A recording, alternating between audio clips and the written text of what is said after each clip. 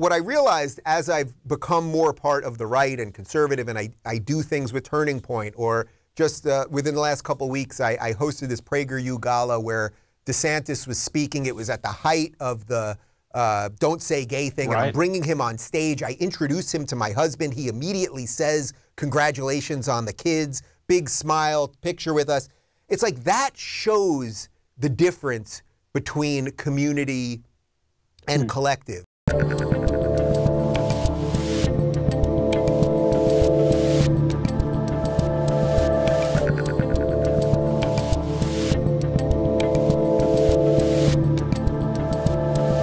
Hello, everybody, and welcome to the Rubin Report. I am not Dave Rubin.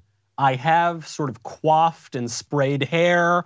I am wearing a tailored blazer, but I am not Dave Rubin. I am Michael Knowles. My guest on today's episode of the Rubin Report is Dave Rubin. Dave Rubin, a New York Times bestselling author and the author of the new book, Don't Burn This Country. Dave, thank you so much for coming on your show. Michael, thank you so much for having me on my show. And before I say anything else, does it hurt that you have to refer to me as New York Times bestselling author? Because they did not put you on the list. Now, your book sold like 10 times what technically should have put you on the list, but they felt they could stick it to you. For some reason, they didn't stick it to me. Maybe they're going to stick it to me with this one. Yeah. But how does that feel to you? I mean, we all know that the New York Times is complete nonsense and bunk and propaganda and everything else. But nonetheless, as someone hosting someone else's show and having to say that. I am very much a non-New York Times bestselling author. And for a while, we were all joking, and you would say, you wear this as a badge of pride. Because the New York Times, we all know they're bunk. The New York Times bestseller list, like all the rest of their newspaper, is an editorial product. There was actually a court decision about this. So they really can just pull you off the list no matter how many copies you sell. So that's one side of it. But on the other side, and this actually gets to what you talk about in the book, it does matter. The fact that the radical left controls all of these institutions will determine where your book gets placed in the bookstores. It will determine if it goes on classroom curricula. It will determine how it's talked about, how it's reviewed. It really matters. And we're now just talking about one small subset of just one institution on the left. This is true of all of the left-wing institutions. So there's a lot I want to talk about in your book. But first, because I'm hosting the show, this is my show today, thank you very much. I want to talk about my favorite part of the book, which actually comes in the middle. And it's, in the book, it's a sort of natural follow-up to Don't Burn This Book, your first book. And it talks about all sorts of ideas and different parts of philosophy, libertarian philosophy, conservative philosophy. But what I love is in the middle, you don't just talk about ideas. You talk about doing something. You talk about not just how we're going to tweak this policy, how we're going to tweak this. You actually built something. You yourself, you, Dave Rubin, built something called Locals. Locals, now affiliated with Rumble, which is a separate conservative, or at least non-woke, institution. Yeah, non-woke institution. That's really all it is. I wouldn't say it's conservative or libertarian or progressive or Democrat or Republican or anything else. We basically just wanted to be a neutral platform. And, for all the years, Knowles, you and I have been having these chats on each other's shows, regardless of who's hosting what, for a couple of years now. And even before I knew you, I was having all of these talks with all of these people, and we were talking about free speech, and we're being censored on these platforms, and we know about deboosting and shadow banning and all of these other Orwellian terms, but nobody's doing anything about it. And it really started hitting me. It was like, man, the cavalry ain't coming. There's nobody coming to save us. We have to save ourselves. And it's kind of funny now, 4 years after having created Locals and since we've merged with Rumble, and my idea with Locals, of course, was, hey, I just need a digital home. I need a place where I own my video, I own my audio, I own the user data so that if I ever want to leave Locals, not that I would want to leave, I created it. And by the way, I think only one creator out of our tens of thousands has ever left, and it had nothing to do with Locals. But I thought, let me create this thing and then see if other people want it too. So we really created it for me first, and then we realized, oh wow, we've actually got a business here. So this is pretty great.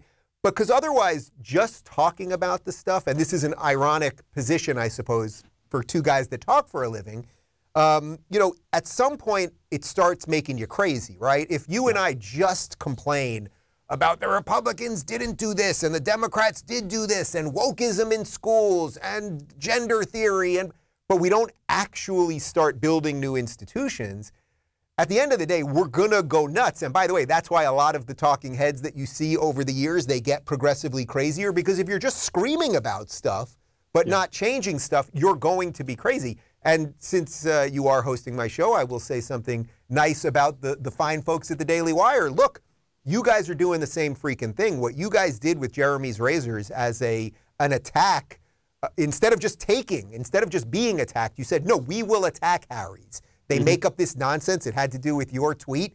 You guys poured, I think, millions of dollars into an incredible campaign.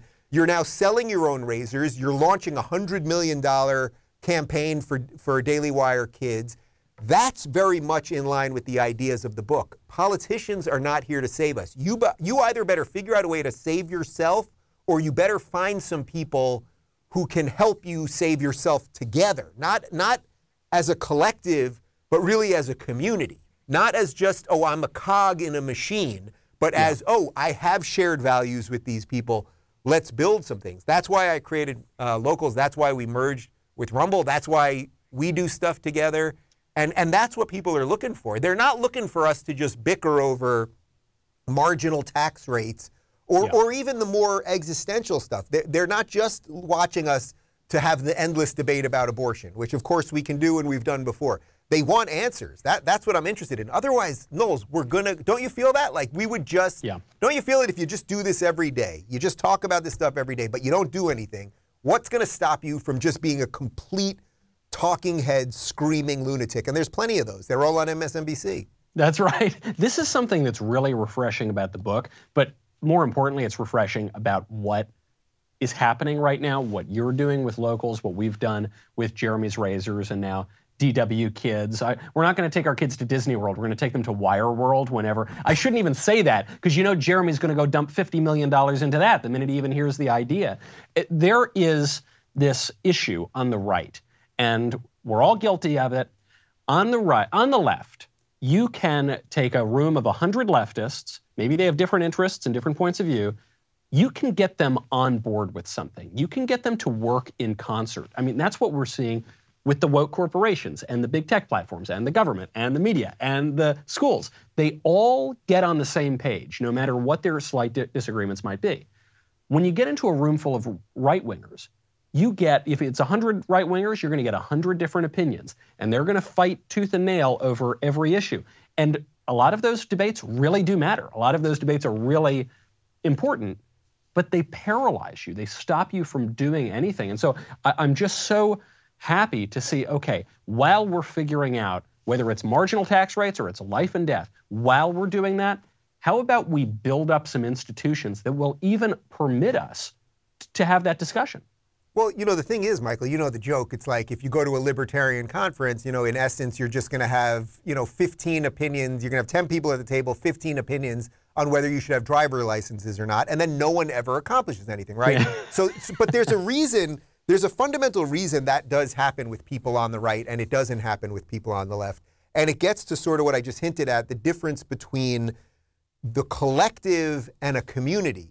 They love the collective, that, you know, we're just pieces of the machine, all of us, and we're just completely interchangeable. And actually, whether you're black or gay or lesbian or blind or whatever else, that matters more than whatever remaining individual thought you have. Now, on the right, what you want to do is, if you believe in the individual first, that you, Michael Knowles, believe it or not, are capable of logical, thoughtful, reasoned thinking. You have some sense of how you can live your life, and that the system should just exist to allow you to flourish. And then hopefully after you've figured out some stuff for yourself, maybe you meet a gal that you like and you start having kids, and then maybe you move to a community that some of the people there are somewhat in line with what you believe, and then you can flourish and build businesses up. That's the bottom-up approach. They like the other approach, which is there's a machine, now fit into the machine. And I get why that's attractive to young people. That, in many ways, is what we're fighting. That's kind of what the book is about. We're fighting something that is much bigger than us because it's about the human condition. People just want to fit in. And if the last 2 years of COVID taught us anything, they will give up almost everything that is good and true in the name of fitting in. That's what I want to fight. That's why the word dystopia is in the subtitle, because this is a dystopia now. We are in a futuristic movie. What happens in every futuristic movie? Big government, controlling speech. People are afraid to talk to each other. People are locked in their houses. There's a pandemic. Overreaching government. It's like the pieces are all here. We just need Schwarzenegger to come in and, defend the three-boobed woman. Right, that poor three-boobed woman. We've got to protect her. Won't somebody please think about Remember, the they shoot her right up close. Remember, the guy just, yeah. Yeah, it's not. You can look that up after you finish this episode. Different folks. It's different. But I love this distinction you draw here between the collective and the community, because very often a lot of talking points, frankly on the right, but just broadly, posit that there is the collective and the individual, and they just leave it at that. Mm-hmm. But of course, if we're just a bunch of atomized individuals, then the minute that we're all broken down to the individual level, the left is going to come in and bring us all together and collectivize us. Frankly, in the left's collectivizing scheme, you see this in communist revolutions, you've seen this for well over a century in the left. The first thing they do is try to split people down, break up their cultures, break up their communities, break up their families, and then they can bunch them all together. And you're saying, no, the individual isn't the end of that. There's actually, we're human, we're social, obviously we're going to come together, but what we want is a flourishing community where we all fit, where we all have a purpose, where we don't lose our individual selves, unlike what the left is offering, which is total homogeneity and do what we say or we'll unperson you from society. Well, Knowles, I'm glad that part resonated with you because, as someone that I still think of myself as roughly new to this side of the aisle, let's say, and as you've long said, I'm going to end up the furthest right of all of us. That was an important piece for me to take from the first book, but expand upon in this book. In other words, the first book, which was a defense of classical liberalism, really is a defense of the individual first. But that isn't enough. That's one piece, and that's an important piece. And in some ways, it's the most important piece, which is why I believe it's the building block. It's what all, as Jordan Peterson would say, it's what all Western civilizations are predicated on, that the individual has sanctity and value in and of itself, right? But that really isn't enough. And then this is their great trick. So their great trick is, okay, you're a person, but really, as we said before, you're just black or you're just gay or whatever. And it's like, it's not just that we have to say that's not true. We have to show people why that's not true. So, for example, look, as you know, and you've been to my house for dinner, Michael Knowles, I am married to a man. Now, that does not equal the sum totality of who I am or who David is or anything else. Just the way you and your wife, your marriage or your heterosexuality is not, that's not the totality of you, right? There's a couple other things you got there. You like cigars, but that's very straight. I like to think of myself as a super straight, but I suppose there are other aspects of my personality, sure. I love this phrase, super straight. This came out of nowhere because the left, that's another thing the left does. Because they march on everything sane, now regular straight people have to say that they're super straight just to prove how straight they are. It's like I'm the He-Man of straight people. But I mention this because what I realized as I've become more part of the right and conservative and I do things with Turning Point, or just within the last couple of weeks, I hosted this PragerU gala where DeSantis was speaking. It was at the height of the Don't Say Gay thing, and I'm bringing him on stage. I introduce him to my husband. He immediately says, congratulations on the kids, big smile, picture with us.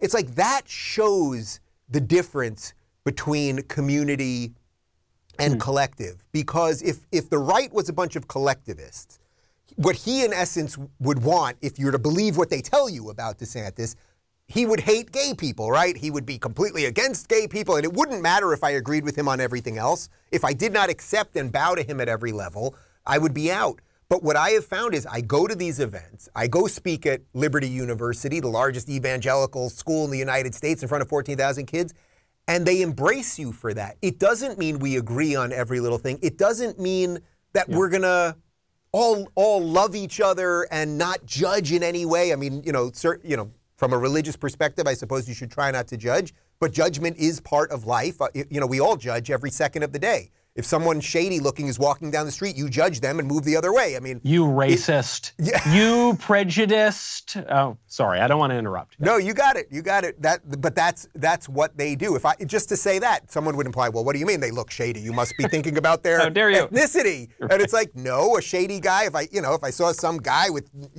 crazy facial things and tattoos everywhere and holding a bat, I don't know. I might go. I gotta get on the other side of the street. But the point is, there is a plurality on the right, and I don't know. I mean, I guess maybe this is what my next book will be about. Can it hold? Can this alliance that I'm trying to create, that I think many of us are trying to understand, the more libertarian, the ex-libs, the religious nationalists, can this thing hold? I think it can if we just turn back to those foundational documents. But it ain't going to be easy. But I'll tell you this, it's a hell of a lot better than what those other guys are offering. Right, and you do bring up, this is a tricky issue. I don't know that there has been an answer yet to this coalition. Can you really fit? Frankly, I don't know that the conservative coalition, even 50 years ago, made all that much sense. You've got the religious right, traditionalists, which are similar but not exactly the same thing.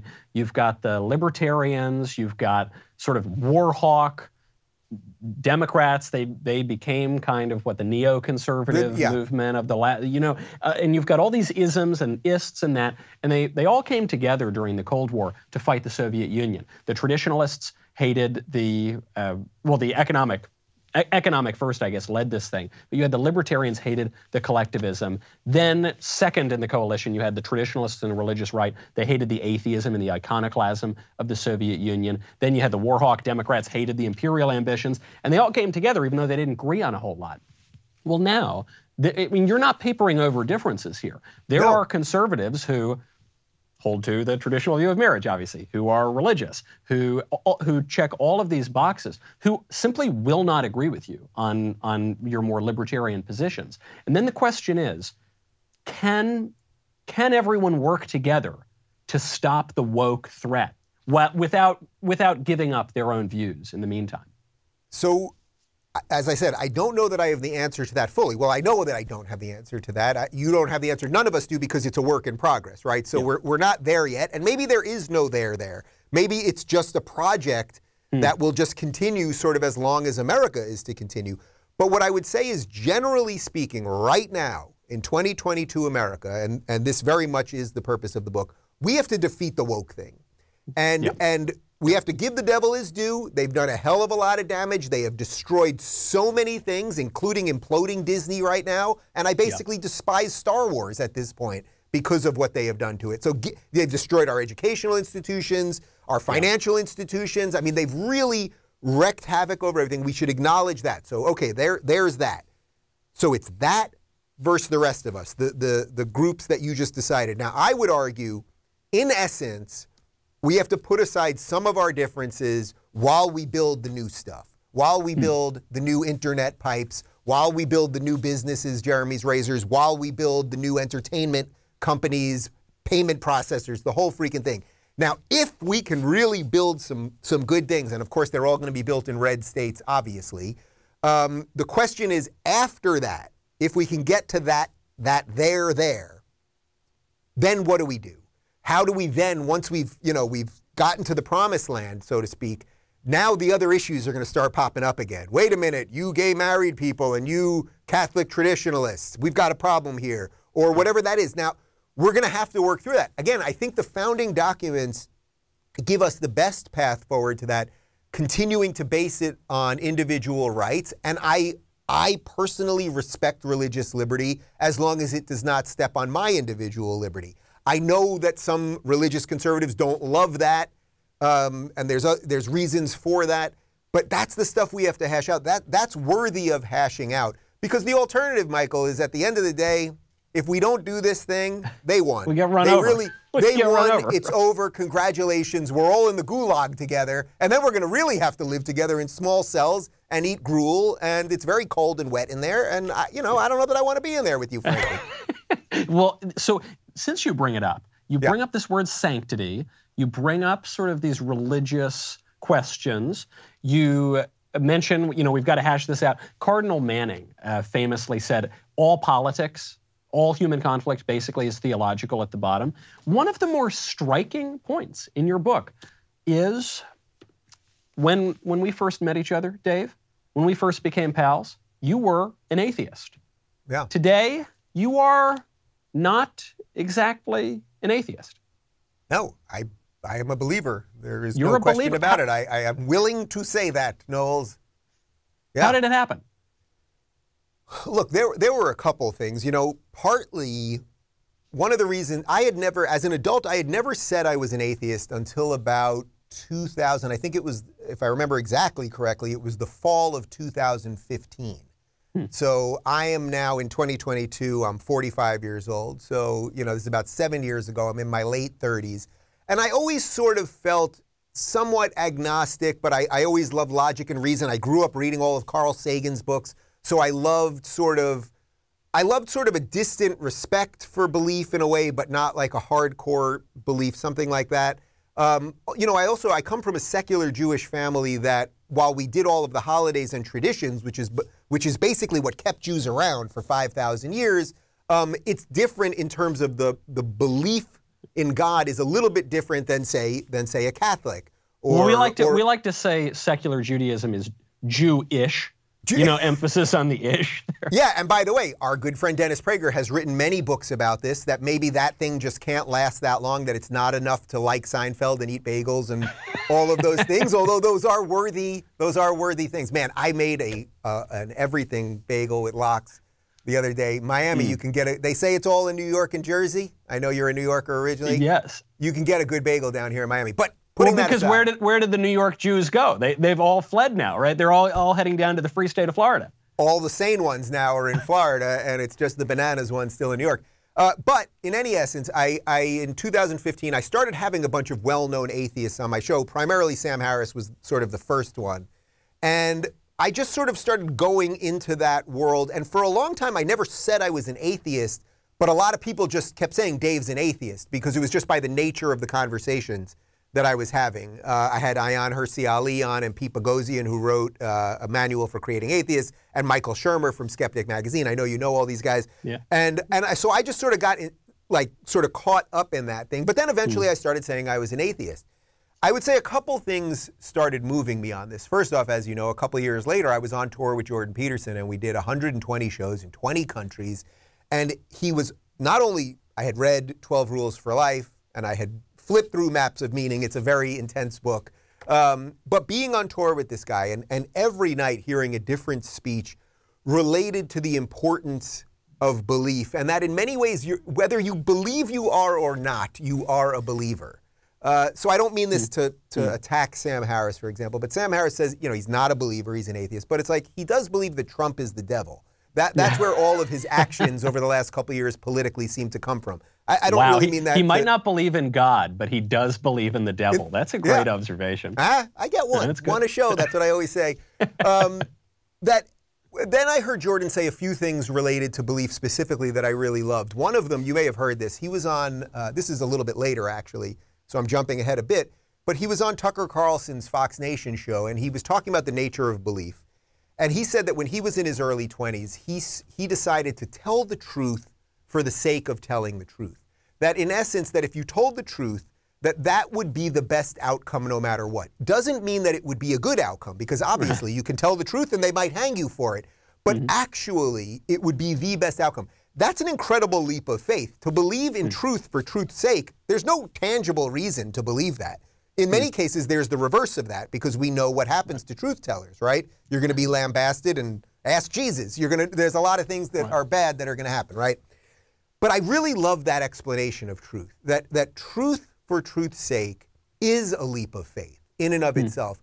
What a great kernel that is to start with something. And then, you know, through the year of hearing Jordan talk about this, and really also, it wasn't just at a personal level for me, because I do the politics thing that you do as well. I talk about things broadly at a societal level, and it's like, it's not working without belief. Yeah. Once you remove God, Nietzsche said, you know, God is dead, but that's a warning to you people. That's not, you know, people think, oh, God's dead, let's do whatever the hell we want. But it's actually a warning, because it's like, man, that hole is big. That hole is big, and you're going to fill it with some other crazy shit. And congratulations, now boys are girls, non-racists are racist, 2 + 2 is 5. Yeah. The litany of latinx and all the other nonsensical phrases that we have, that's what we filled it with. We filled it with secularism on steroids. It's not to say that secularism and your ability to live as you wish is not important. Of course it's important. And I want to live in a largely secular society, obviously. But we need some guardrails on that. So I would say, you know, some people's belief is purely, it's purely spiritual. They feel a very deep spiritual sense of belief. I wouldn't say that's the primary driver of mine. I would say it's a logical, it's a logical, rational, and almost necessary need for belief, I would say. But I certainly feel it more. Maybe it's a little bit, I'm 45 now, so this is definitely what I suppose they call middle age, you young whippersnapper. And so maybe it's a little bit of that. Maybe it's also, it was one of the things that made me want to finally have kids after not wanting to have kids for a long time. There's something going on here that's beyond us, Knowles, and I think societies have to understand that.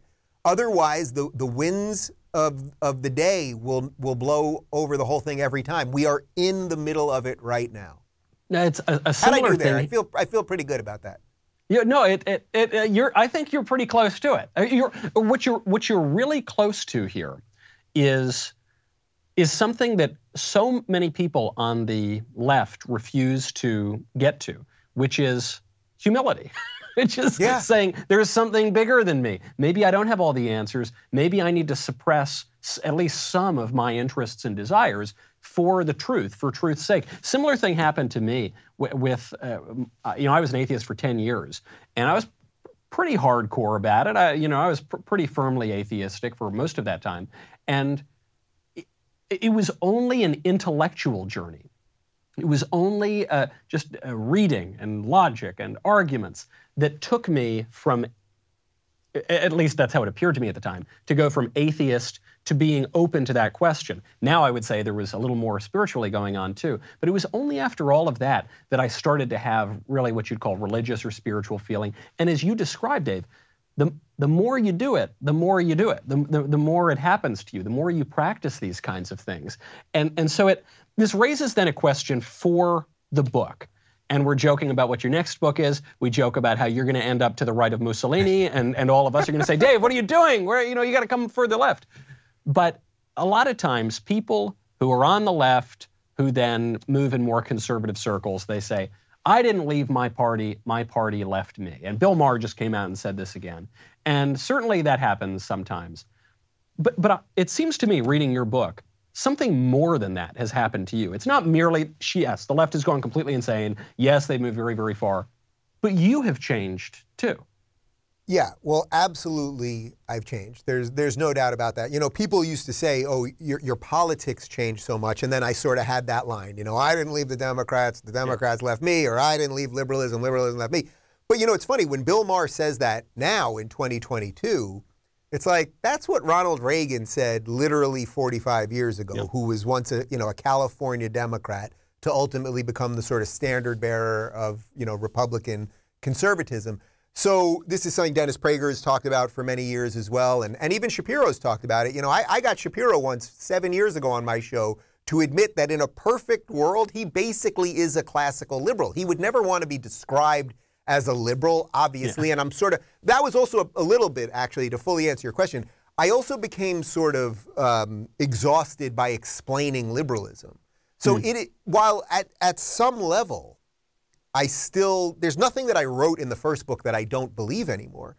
For me to run around to try to explain constantly how I am a true liberal, and these lefty whack jobs who say that they are liberals are not liberals, and I have at this point barely any differences with conservatives. The words all become so crazy that I started giving it up. But it also was, to get to your point, people before me have said this. Ronald Reagan, I didn't leave the Democratic Party, the Democratic Party left me. So something was going on a long time ago.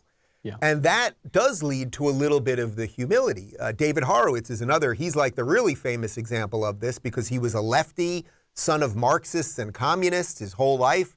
Reagan's reelection. He says he's going to vote for Reagan. He was the original "why I left the left" guy, which is a phrase now associated with me. But it's like these things have happened before. And it's not just that I had a shift. It's not just a political shift. It is a shift that is more than that. It is a shift in some ways that is spiritual. And I would say on the religion thing, to link it back to that, you know, who are the people in the last 2 years of COVID insanity that didn't lose their minds? Almost everyone on the left completely lost their mind at every level. The very same people who were screaming while Trump was president, "I'm not going to take the vaccine. I don't trust the government." All of that stuff. We've all seen the videos of all of the MSNBC hosts and all of the Democrats, Kamala Harris included. "I don't trust the CDC, and who are these people, and Trump should fire Fauci." The second the politics shifted and they had their guy in office, they were saying the complete reverse and also saying it was going to be mandated on you too. That is somewhat spiritual. It is somewhat spiritual because the people who stayed sane, they weren't making their decisions based on, oh, I like Trump, I don't like Biden, or I don't like Biden, I like Trump. They were making their decisions based on the sovereignty of their mind and their body. And it's actually quite irrelevant who was in charge politically. So the people who I found over the last 2 years didn't go bananas, and by the way, an awful lot of people did go bananas, many of them atheists, they proved something to me. The proof is in the pudding. So when I meet all of these evangelicals who the left always tells me hates me, and they're nice and warm and welcoming and happy and come to my shows and hug me and say nice things to me, and then they didn't go COVID crazy, you think that maybe has a little something to do with the fact that they believe in something and what they believe in is not government? I think maybe there's something there. One of the great hoaxes during COVID was that the crazy right-wing Christians, they think they could never die from COVID. And of course, the opposite was true. The reason that, generally speaking, conservative Christians remain sane during COVID is because we know we are going to die. We're not going to eliminate germs and death from our society. We were looking at the numbers. We were looking at the evidence. We said, you know, I think this is being over-exaggerated. I think this is, I actually don't think this poses as great a threat to me, a healthy young guy, as we're being told it is. I don't think the masks are doing exactly what we were told the masks are doing. I just don't really, I have faith in the eternal things. Death and taxes. I have faith in my God. I do not have faith in Dr. Fauci. And it was on the left that you had this neurotic fear of death, this absolutely preposterous, cultish worship and idolization of some bureaucrat in a lab coat. It's ironic that the people who were accused of fairy tales and make-believe were the most grounded. They were the most empirical people the whole time. Well, we could even connect that to something roughly going on right now, which is that the very people who for the last however many years have told us how much we should hate evil corporations, right? Corporations have too much power over us and they buy too much political influence and they must be evil and they're somehow capitalistic. That's doubly evil. Who do they love right now? They love Disney. They love the most evil corporation in the world that is trying, I mean, DeSantis is literally fighting Disney tooth and nail right now to keep their policies out of Floridians' classrooms. He's the guy that was elected to be chief executive of the state. Now, you may not like his policies, but that's what his job is. But and that's what I mean about people flipping all of their beliefs based on politics. And you can't disconnect that from people that don't have a belief in something else. If you just believe that on any given day, whatever happens politically or culturally, that's reality, you are going to be freaking crazy, especially in an age of algorithms and big tech and bots and everything else. If your worldview is this got a lot of retweets, that guy said the thing and he's wearing the lab coat and the rest of it, and the fact that, you know, and the book does go quite heavy into this too, the mainstream media has lied to us about absolutely everything. So now you take a bunch of people who maybe don't have a very strong original, say, base view of the world. They haven't figured out if they believe or they don't believe. They're not sure if they believe in individual rights or what they really believe. You take them, they're already sort of shaking. Now you take a pandemic, you throw it on top of that. Now they're really kind of crazy and scared and everything else. And then you take a media that has literally lied about everything, from Hunter Biden to Brett Kavanaugh as a racist, to the Covington kids, to Kyle Rittenhouse as a white supremacist, to very fine people on both sides, to the litany, to Jussie Smollett. We could do this all day. Yeah. Well, of course you're going to end up with a population that is half insane. So or a population that half of it is insane. Right, right. You bring up your governor down there in Florida. You brought him up a few times now, Dave. So I have to ask, we're having this wonderful religious, cultural, philosophical conversation. I want to put and all by the that way, aside. you're a great host. I just want to say, really Stop great host, it. by the way. Come really on, get out of here. You're going to make me blush. Come on, if I weren't so tan, I'd blush. But I want to put all that good stuff aside for a second and talk about rough, hard, nuts and bolts politics, because this is a big theme of the book and what we're talking about here. What are you going to do about it? You got a right wing right now that doesn't have very much holding it together, and the conservatives are becoming more conservative, and the libertarians are becoming more libertarian. We don't have the old Soviet Union to hold us together. The left is getting so much more aggressive. They barely see any distinction between anyone on the right anyway. They want to just kill us all and salt the earth on which we once stood. Is there someone who can bring us together in 2024, say, whether that's your governor, whether that's Trump, whether that's someone else in the country? Is there someone who can do it, or do we need to wait for a new candidate?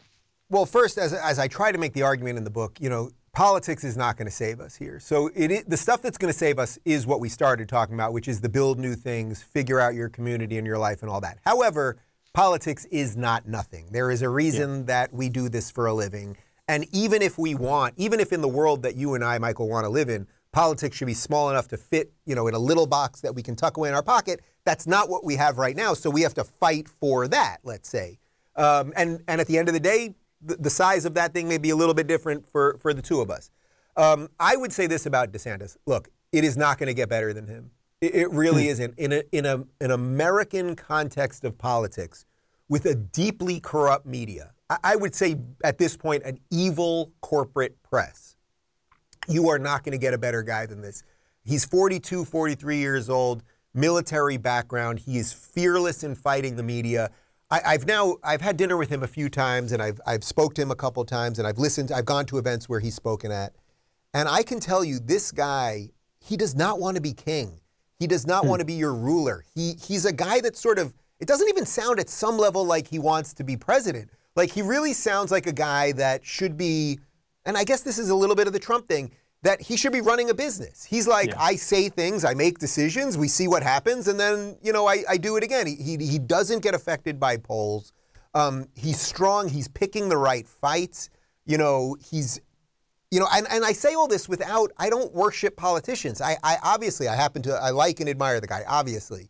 But I like and admire him because of the reasons because of the fact that he wants to mostly stay out of our lives.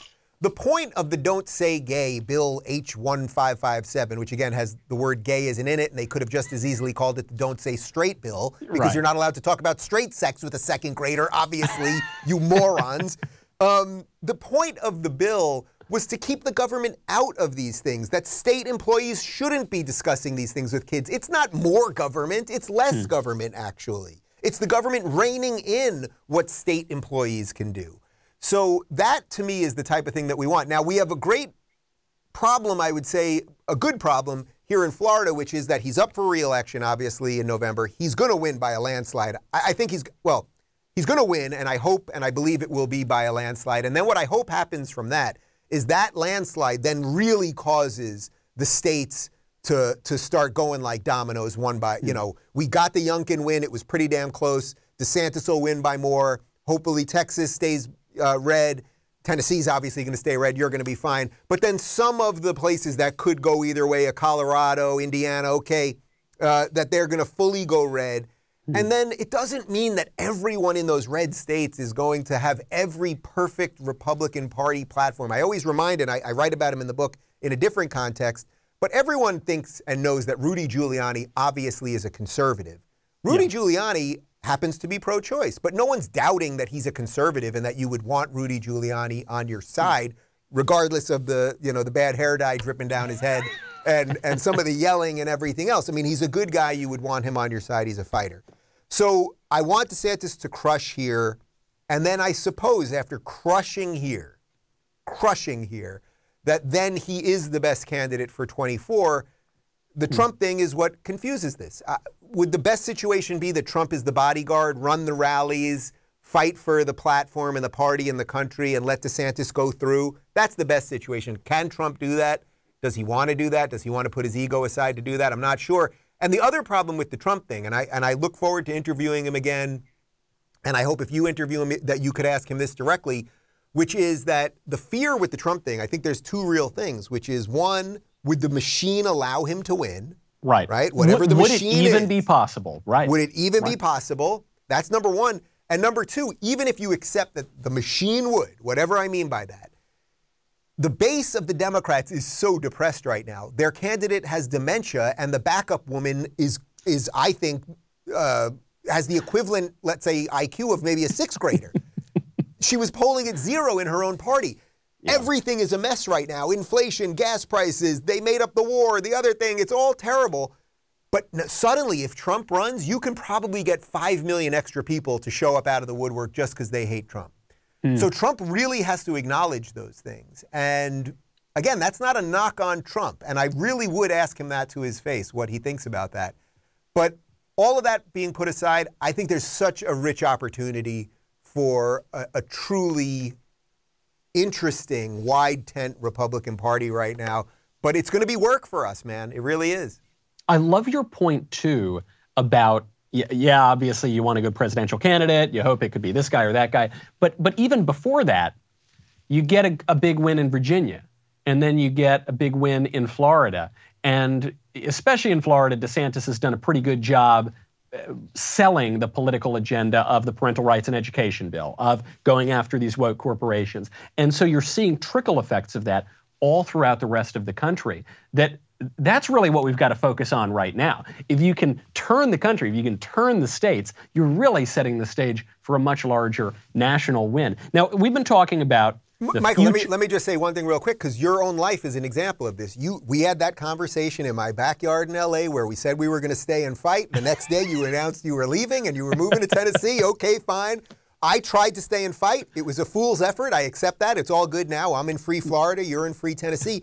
But the point is, don't you feel in the year plus, about a year and a half, I think, that you've been in Tennessee, don't you now feel, and this is the way it's supposed to be, this is federalism, that the state that you live in is actually far more important than the federal government, especially when we have a federal government as inept as this one.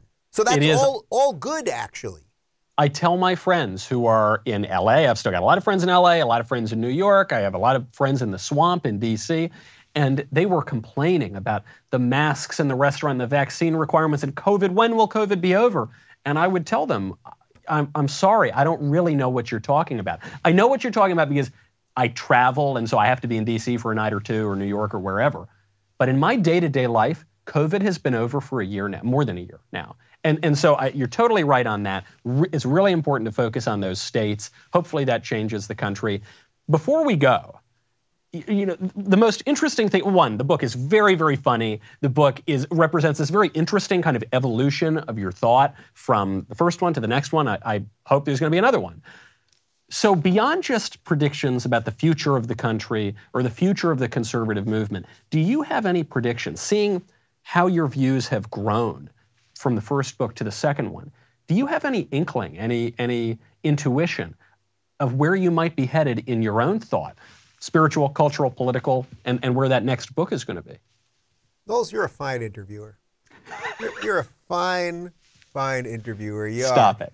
Well, I do, obviously, and I think that will probably be what the third book is about. Although everything being equal, if the ideas in this here book take off, we wouldn't need a third book. That would be my preference. It really would be. You know, we can all talk about these things, and then they seemingly get worse year after year. The preference would be, hey, we built a whole bunch of new shit. It's time to move on. Get the old. I'll be on my boat. Yeah, exactly. Get the old book. But I do have some thoughts on that. I mean, I'll tell you one that I've been thinking a lot about at a very personal level that is also related to all of this, which is, so, you know, David and I have been together for 13 years. We've been married for 7.5 years, something like that. We're having 2 kids. And it was funny because when I made this announcement publicly, I got, I would say, 99% love, truly. And this is one of those things where the internet is very hard to gauge what's going on because my phone's blowing up, texts, phone calls, all of the public people that we all know, everyone basically congratulated me either publicly or privately, said wonderful things. There were 2 or 3 blue check people on the right, in the more religious circles of the right, that tweeted some, I thought, somewhat nasty things. And then you get just like a whole bunch of anonymous trolls. And one of the things that was interesting about that, you know what, I won't even say all anonymous trolls. You get a lot of anonymous people, then you get some people expressing some legitimate religious points, which I'm happy to get into if you want, and then you get the trolls. Okay. I got a lot of people saying to me, I'm so sorry that you had to deal with this over the last week. You know, so much hate in such a beautiful time. You're trying to expand your family and all this stuff. And it was kind of funny because I'm used to the internet game, like you're used to the internet game. And if I was to pay attention to what trolls or anonymous people are saying all day long, I'd get nothing done. Yeah, that would be it. I would get nothing done, and I'd probably be in a mental institution. I'd be in a padded cell just scrolling mentions on Twitter all day, which actually is where most people do their tweeting from. So it was mostly love, but it really did, well, wait, first it was mostly love, but secondly, people kept saying, you see, all these people on the left kept saying, see, these people on the right, they really hate you, you fucking asshole. Pardon my French, it's my show.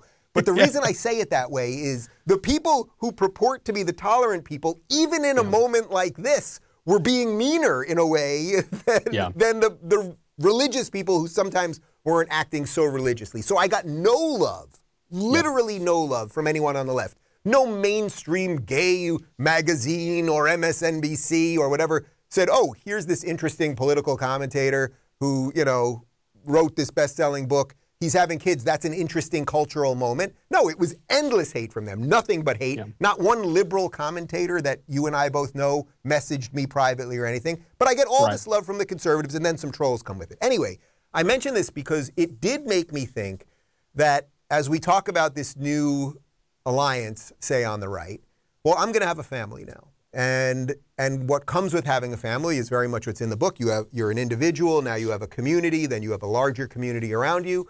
You know, will there be work that I will have to do to show these people what the value of my life or what freedom is or what pluralism is or something? You know, when I had Ben Shapiro on my show the first time I ever had him on the show, and I don't think we had met, or we had tweeted at each other maybe. I don't think we had met. And he said this thing about that he wouldn't bake me a cake for my gay wedding. And it's like, I've had kosher cakes. They're dry. Nobody wants kosher cake. Nobody wants that cake. Yeah, you need some butter in there or whatever. They're dry. What I said to him was, and I've said this repeatedly to him over the years, that my personal belief is that if I live as a decent human being on this earth, in a good relationship to the best of my ability, and I raise decent children and try to be a good member of the community and all of those things, which I'll do completely imperfectly, as I suspect you do imperfectly too, that over time, if Ben and I interview each other and do whatever we do for 50 years, when I'm 82 and Ben's 77, that he may, although he maybe will never say it, maybe will, at an individual level, have come around and go, man, you know, that conversation that Dave and I had 50 some odd years ago, his life had meaning, it had value, it brought something to this world. So that's why whatever disagreement, it's not even disagreement, whatever difference you and I might have theologically, let's say, it doesn't matter that much to me because I think we all also operate, we can operate in the realm of ideas and then we can operate in the realm of reality that is right here. And I don't think, as I said before, I don't think you want to just do this one. You do have to do both. But I think there's other ways to show the world what you are, something like that. And I think that will be a bit of my challenge going forward, really. And by the way, it's not just me. You know, a guy who works with you, who I think is a fantastic thinker, Spencer Clavin, is getting married to Josh in the next little while. Wait, Spencer Clavin's gay? That's what I read one somewhere. I'm not sure Josh is, but Spencer is. And you know, Spencer is very, you know, he lives in Tennessee. Tennessee is a little more religious conservative, let's say, than Miami, Florida, where I am. Here I am in a fairly conservative place, but it's a little more ethnically mixed. It's a little more sort of New York Republican mixed, something like that. So a guy like Spencer is going to have a real challenge in those things. But that's what life's about. So that alliance that we were talking about before, it's not just an idea it's not just an alliance of ideas for me. It's actually an alliance of, I'm going to have to put my best foot forward in that. I'm going to have to live in that thing. Yeah. And by the way, even if it does not work out exactly as I hope it will, and the future is not written, I know it's better than the other thing, because I will not live. I will not live on my knees as just as a slave to a bunch of people who think they own me because of an immutable characteristic. I just simply won't do it. It's funny. I guess it's not really funny, but when you mention the announcement, not only did your Twitter blew up, my Twitter blew up, and a lot of people wanted me to publicly condemn you. And I said, listen, if I'm going to condemn my friends, I'm going to condemn my friends privately, darn it. I'm not going to condemn them publicly. If I'm going to go after Shapiro or you or whoever else. And I think in part, this is because on Twitter, everyone is just a box, right? On Twitter, everyone. Yeah. Now it's quite clear. I've made no secret of my Catholicism. Catholic Church is clear, not just about homosexuality but surrogacy generally, IVF for married couples. It's clear, you're pretty limited to the things that you can do in the boudoir. And I think Norm Macdonald. The irony, sorry, but the irony of that, without getting too deep on this, is that the Catholic Church itself has made fairly egregious errors, to put it lightly, related to some of those things. That's actually not. That's not even me. That's just a sort of a factual statement. The point being that we all live between a set of beliefs and a set of reality, something like that. Yeah. And even in that case, there's a line from La Rochefoucauld, which I always come back to, which is hypocrisy is the tribute vice pays to virtue. This idea that when people screw up, but they're not if you're living as a liar or as a cynic, but so it's not really overt hypocrisy. But when people screw up, when they sin, when they err, that is a human thing to do. And so there is this idea of holding a standard that you are going to fail to uphold a lot of the time. But when I was so curious when I saw these people say, I want you to come out and publicly condemn your friend, and I thought, why? What is the purpose of all of this? And I don't think I really have quite an answer for that. I have an answer if someone's were mealy-mouthed or didn't know what they believe. But frankly, all of our beliefs grow over time too. I mean, there is a world. When I say you could end up to the right of Genghis Khan or something, I'm only half kidding. You could end up in a position where your views on the nature of sex. I'm not saying you're gonna not be gay or something, but where even your views on that could be different, and we all confront that. I mean, when I think about my own behavior, when I think about my own life, my views have changed considerably. And so when you're talking about a coalition, the first part of having a coalition is having some loyalty to one another, having some kind of, recognizing that your friend is different than the guy who's trying to kill you and your friend. And Michael, it's very easy. If we want to find enemies all day long, there is no shortage of enemies. We will find them every time we open up our phone. We'll find them every time we walk out of our house. We'll find them every time we turn on the TV. So, actually, I got my Twitter was so out of control those couple days that honestly, I don't think you condemned me publicly, and I appreciate you for doing that. I don't do that. I also thought, I said, wait, you want me to stand up and be a big, strong guy by piling on to my friend publicly? And what's the point of that? That makes me a big, strong guy? No, that makes me a coward. That makes me a weakling.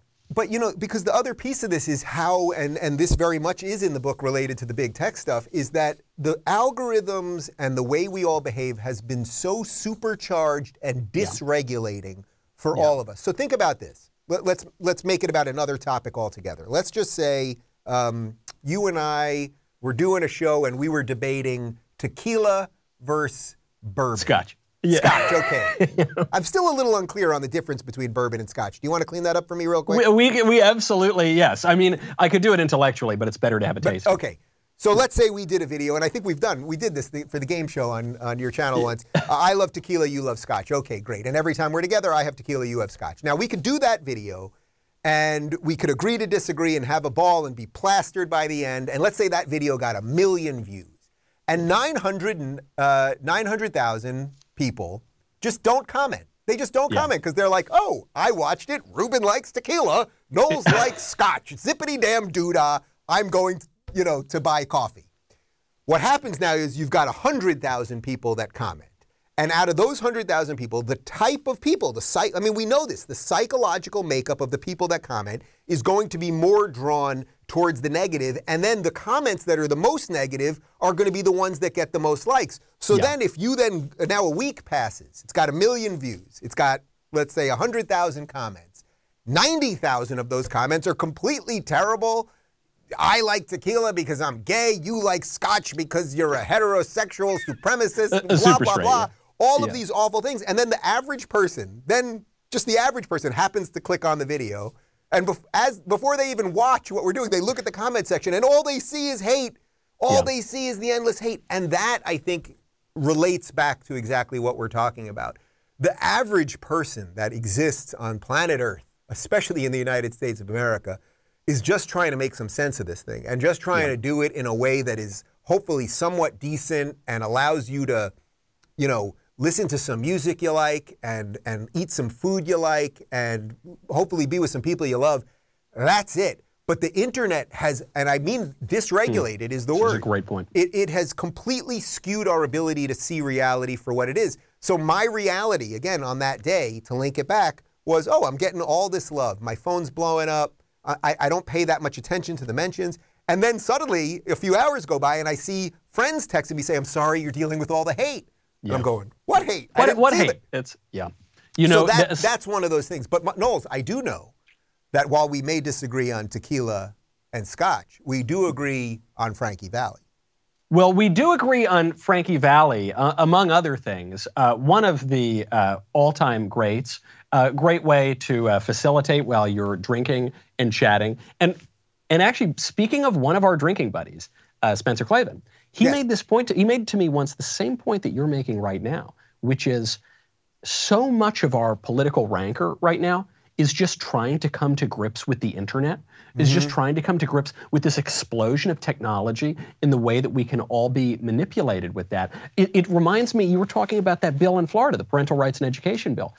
The vast majority of people don't think kindergartners should be taught about sex in history class. Well, they don't have history class, in alphabet class. I'm pretty sure in history class they don't learn about history, so it's okay when they're a little older. You make a good point. But the vast majority of Americans don't think that. The chasm between the vast majority of ordinary people and the thin, sort of bipartisan ruling elite, but it's obviously on the left, but there's some Republicans who go along with it, who control all of those institutions. It's huge, and they are inundating us with this idea that it's somehow controversial not to teach kids about sex in kindergarten. I love your sort of saying, hold on, pull yourself out of Twitter for a second. You talk about, and we're running out of time, so we'll have to wrap it. You have to buy the book and just read about it yourself. Great book, great book. But you talk about when you go on your sabbatical, you go on for 30 days, you don't pay attention to anything anymore. And then I've hosted your shows when you've come back. And you say, what happened? I threw my phone in the ocean for 30 days. That is rejuvenating. That it is important to remember that there is a real society we're living in with real people who actually generally do kind of agree on things and do kind of broadly have this idea that there's truth and falsehood and we kind of know it, and not to get completely lost and manipulated by a small handful of bad actors with a ton of political power that we all, in the sane kind of center to right, are unifying to try to push back against. Knowles, wouldn't that be a dystopia? Wouldn't that be a dystopia? That we all sort of roughly, not all of us, but like there's this real majority of people that roughly understand the mess of the gestalt of life, and that we can't quite see it because the AI, the algorithms, Skynet turned on, the machine wants more clicks, and it can get more clicks off more clicks, and that we're all playing this game that none of us really understand, but we all kind of know it's fixed, and we don't know how much it leaks out into reality, but what that all leads to. And I will tease this. You're the guest host of my show, but one thing that I have not said publicly before, but I want to drop some first-time info on the Rubin Report. My goal, and I hope I can stick to this, I want to close my Twitter on January 1st of 2023. I have Really? over 1 million followers. I have wasted a lot of my life on there, but it's also been very good for me. But there is something about the Twitter game in particular that I think is really breaking people in a really weird way. I think I've roughly managed to stay sane in it, but I think if enough of us just say enough, you know, Tucker Carlson right now is banned from Twitter and has been banned from Twitter for a couple weeks. Nobody's talking about it. The #1 host in the history of cable news is not allowed to be on Twitter because he said, in essence, that men have penises and women have vaginas. And he's not allowed to be on Twitter, on top of the Hunter Biden laptop story and everything else. So what are we doing? We're giving energy to something that is trying to destroy us. We're feeding the plant in Little Shop of Horrors. Then it's eating our friends, and we're going, hey, why are you doing that? I did a little. We're tweeting about it. That was pretty close. Yeah, that was. But I do love that idea. We say Twitter is the devil. It's the worst thing ever. It's completely destroying our country. Hold on, I've just got to finish my tweet. Just like tweet. Of course, you're putting your time, your energy. That is a big deal, Dave. If you go off of Twitter, it reminds me. You talk about it in the book of going off of Patreon. I mean, that was a big deal. You took a big financial hit, and then you didn't, and then you prospered. And so I hope the same thing can be true on Twitter and for all of us as we build a new culture, build new institutions, and we buy this book. Don't burn this country, surviving and thriving in our woke dystopia. Dave, thank you so much for coming on the Rubin Report. I really appreciate it. We're gonna have you back sometime. Knowles, I'm sending you a bottle of tequila. If you're looking for more honest and thoughtful conversations about politics instead of nonstop yelling, check out our politics playlist. And if you want to watch full interviews on a variety of topics, watch our full episode playlist all right over here. And to get notified of all future videos, be sure to subscribe and click the notification bell.